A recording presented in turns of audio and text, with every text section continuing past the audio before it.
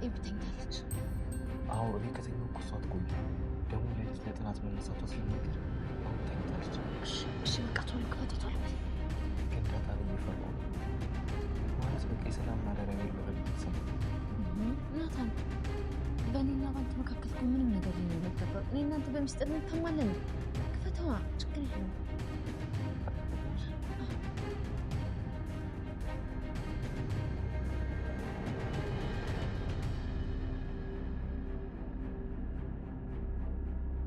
አንተ እኮ ነው የተቀየርከው ዳርዬ። እኛ እኮ እስካሁን ድረስ ግራ እንደገባን ነው። እሺ በቃ ማርቲ ይቅርታ።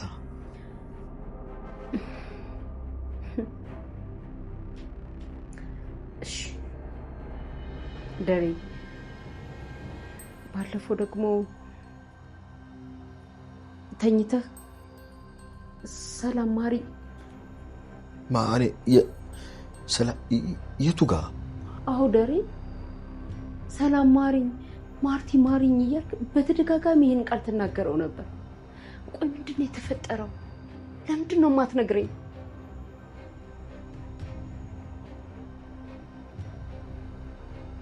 ዳጣ እስከዛሬ ድረስ ሰላም በምታደርግላት እንክብካቤና በምትሰጣት ፍቅር ያለምንም ጥያቄ ደስተኛ ሆና እየኖረች የነበረ ቢሆንም ነገር ግን ከጊዜያት በኋላ በጭንቅላቷ ውስጥ አንድ ጥያቄ ፈጥሯል። ከልጆቹ ሁሉ ነጥላ በምታደርግላት እንክብካቤ እንዲሁም ከሌላው ጊዜ በተለየ መልኩ አብራት እንድታድር ከአጠገቧም እንዳትርቅ ስለምታደርጋት ዳጣ በውስጧ አንድ የተለየ ስሜት እንዲሰማትም አድርጋለች። ሰላም ሁሉንም ነገር ደረጀ ነግሯት ከማውቃ በፊት ዳጣ ልጇ ልትሆን እንደምትችል ትጠረጥር እንደነበረው ሁሉ ዳጣም በሁኔታዎች ሰላም እናቷ መሆኗን መጠርጠር ከጀመረች ሰነባብታለች። ለዛም ነው ናታን በአደራ መልኩ ሰላም ለሷ ያስቀመጠችው አንድ ያደራ ዕቃ እንዳለ ነገር ግን እኔ ከሞትኩ ስጥልኝ አንተም ብትሆን በፍጹም ከፍተህ እንዳታየው ብላ ቃል አስገብታ አስጠንቅቃ የሰጠችው ነገር እንዳለ ሲነግራት ዳጣ ግን ቀድሞውኑ በውስጧ የነበረውን ጥርጣሬ ሊፈታላት መልስ ሊሰጥላት እንዲሁም ሊያረጋግጥላት የሚችል እንደሆነ አስባ አሁኑኑ አምጥቶ ሊያዩትም እንደሚገባ ሳምና አስመጥተዋለች። በሌላ በኩል ደረጀ በገባበት መውጫ የሌለው በሚመስለው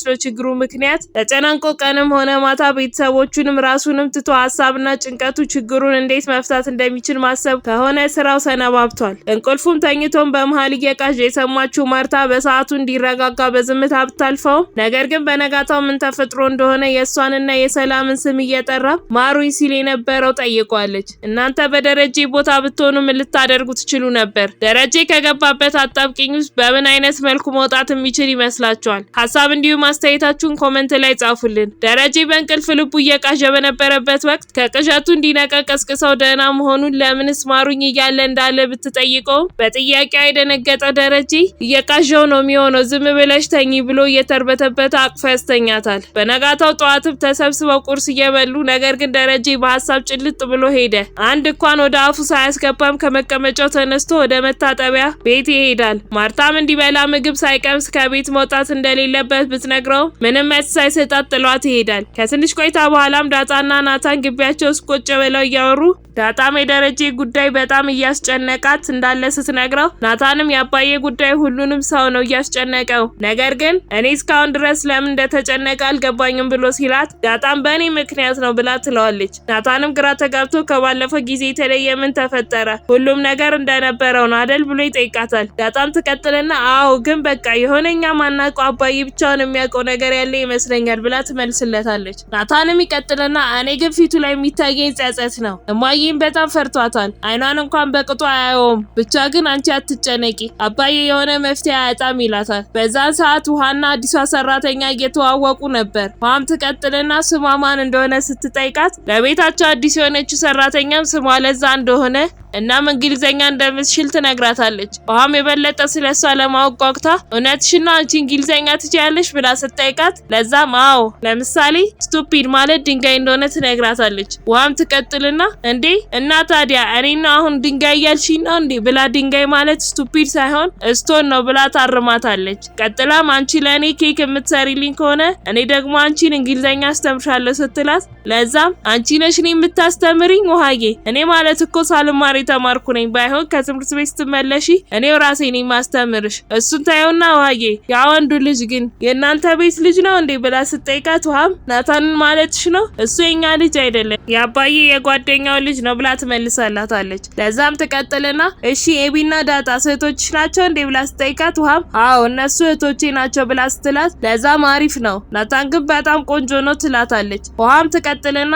ከኔና ከናታን ግን ማን ያምራት ስትላት ለዛም አንቺም በጣም ቆንጆ ነሽ እሱም እንደዛው ብላ ስትላት ውሃም እሺ በቃ ብላ ጥላት ትሄዳለች። በዛን ሰዓት ናታንና ዳጣ እዛው ተቀምጠው በነበሩበት አቢጌል ትመጣና እሺ እዚህ አፍ ለአፍ እንደ ዶሮ ገጥማችኋል አይደለ? ቆይ ግን ምንድነው ጥግ ለጥግ የሚያልከሰክሳችሁ? በእናንተ ቤት ሰው አያችሁም አይደለ? ብላ ስትል ዳጣ እንደዛ እኮ አይደለም ኤቢዬ ከናታን ጋር እኮ ዝም ብለን እየተጫወትን ነበር።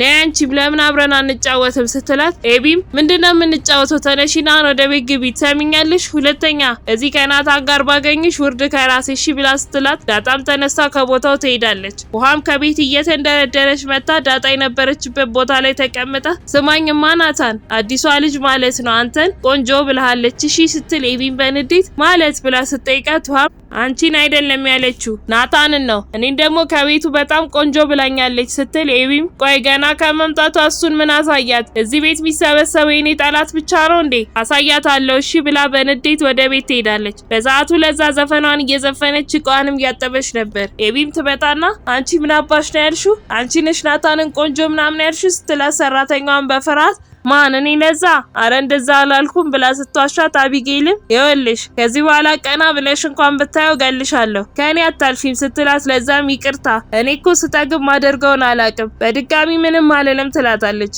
ኤቢም ትቀጥልና ከዚህ በኋላ ከዚህ ቀሚስ ውጪ ለራሱ ብትለብሺ ሲጥኖሽ ማደርግሽ ጨምላቃ ብላ ጥላት ትሄዳለች። በዛን ሰዓት ደረጀ ችግሩ በሰው አቅም ይፈታ ስላልሆነ ሁሉንም ነገር ለፈጣሪ ሊሰጥ ሊጸልይ ሄዶ ነበር። ቀጥሎ አትፈትነኝ እኮ አላልኩም የማይፈተን የለም ግን ከሁሉም በኋላ አንተ አምላክ መፍትሄም ትሰጣለህ ምህረት ታወርዳለህ ትታረቃለህ እኔንም ታረቀኝ ማረኝ እያልኩህ ነው አምላኬ። በማርታ ላይ ከጀርባ 2 ልጅ እንደወለድኩ እንዴት ብዬ ልንገራት? አምላኬ አንተው ፍረደኝ። ለደረቀው ተክል ዝናብ ታዘንባለህ ፍሬ አፍርቶም ዘሩን እንዲተካ ትፈቅዳለህ። አንተ ለደከሙት ሁሉ ረፍትን ታመጣለህ ለታመመ ጤና ለታከተው ብርታትን ታድናለህ። ከፍታንም ዝቅታንም በእጅ ይዛሃል የእጅ ስራ እኔ ያንተ ፍጡር ካንተ ተአምርህን ጠብቃለሁ። ሰላም ከዚህ መሄዷ የድብብቆሹ ማብቂያ ለመድረሱ ምልክት ነው። ምን ላድርግ እባክህ አምላኬ አትርሳኝ ብሎ ጸልዮ አቢጌል ወደ ቀጠረችው ቦታ ሄዷል። እሷም ትቀጥልና ካንተ ጋር እኮ ወደ ውጪ ስወጣ በጣም ነው ኮረይ ሰው ሁሉ በጣም ይወድሃል ጥሩ ሰው ነህ ይላሉ እኔንም የደረጀ ልጅ ይሉኛል እና ደግሞ በጣም ጎበዝ ሰራተኛ ነህ ስትለው ደረጀም እኔ የዚህን ያህል ካኮራውሽ አንቺ ምንም በዚህ መልክ ልታኮሪኝ ይገባል ብሎ ሲላት እሷም አባዬ እኔ በጣም አኮራሃለሁ በኮሌጅ ትምህርት በጣም ጎበዞኛለሁ አንተ ሁኚ የምትላት አይነት ሁሌም ቢሆን ከእውነት ጎን ምትቆም ልጆኛለሁ ህግም የተማርኩት እኮ ለዛ ነው። ግን አባዬ ደህና ነህ? ሰሞኑ ምንድን ያስጨነቀ ለምንድነው ምግብስ ማትበላው ብላ ስትጠይቀው ደረጀም ደህና ነኝ ብሎ ሲመልስላት በመርሱ ደስተኛ ያልሆነች ኤቢም አትዋሸኝ አባዬ ቆይ ለኔ ለምንድነው ማትነግረኝ ብላ ስትለው ደረጀም ብነግርሽም ከኔ ጎን አትቆሚም ነውሬን ለማሸፍን ሰው ደግሞ ሚስጥሬን አልነግርህ በቃ ምንም አዲስ ነገር የለም በህይወት እስካለ ድረስ በእኔ ኩሪ አሁን እንሂድ ብሏት ተነስቶ ወደ ቤታቸው ይሄዳሉ። በዛን ሰዓት ዳጣና ናታን እንደተለመደው አንድ ጥግ ስር ቁጭ ብለው ወሬያቸውን እያወሩ ነበር። ናታንም ይቀጥልና ኤቢ እኮ እዚህ ቤት ውስጥ ከሌለች ሁሉም ሰላም ነው ሲላት ዳጣም አዎ ግን መርሳት የሌለብህ ነገር ቢኖር ይሄ የአባቷ ቤት ነው ትለዋለች። ናታንም ይቀጥልና